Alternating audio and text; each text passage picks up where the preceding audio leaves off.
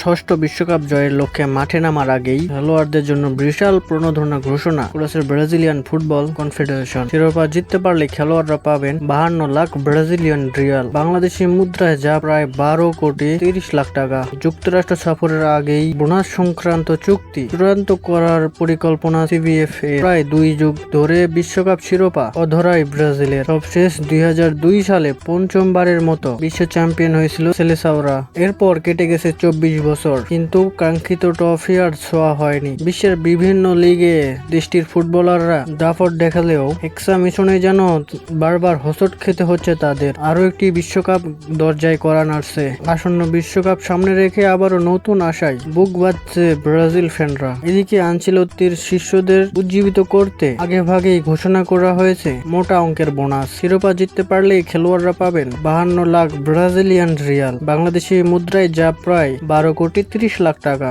যুক্তরাষ্ট্র সফরের আগেই সিবিএফ এর সঙ্গে খেলোয়াড়দের চুক্তি চূড়ান্ত হবে বলে জানা গেছে। শুধু খেলোয়াড়ই নয়, কোচ কার্লো আনচেলত্তির জন্য রয়েছে বিশেষ পুরস্কার। বিশ্বকাপ জিতলে তিনি পাবেন 3 কোটি ব্রাজিলিয়ান রিয়াল। এছাড়া জাতীয় দলের কোচ হিসাবে প্রতি মাসে 50 লাখ রিয়াল তো থাকছেই। তবে বোনাস ঘোষণা নতুন কিছু নয় ব্রাজিলের জন্য।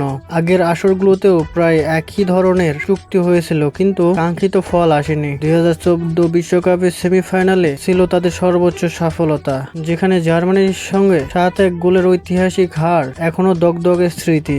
এইবার সেই দুঃখ ঘোচাতে প্রস্তুত হচ্ছে ব্রাজিল। আগামী 1 জুন দেশ ছাড়বে দল। 14 জুন নিউ জার্সির মেটলাইফ স্টেডিয়ামে মরক্কোর বিপক্ষে ম্যাচ দিয়ে শুরু হবে তাদের বিশ্বকাপ যাত্রা। এরপর 20 ও 25 জুন হাইতি ও স্কটল্যান্ডের বিপক্ষে আরো 2টি ম্যাচ খেলবে সেলেসাও বাহিনী।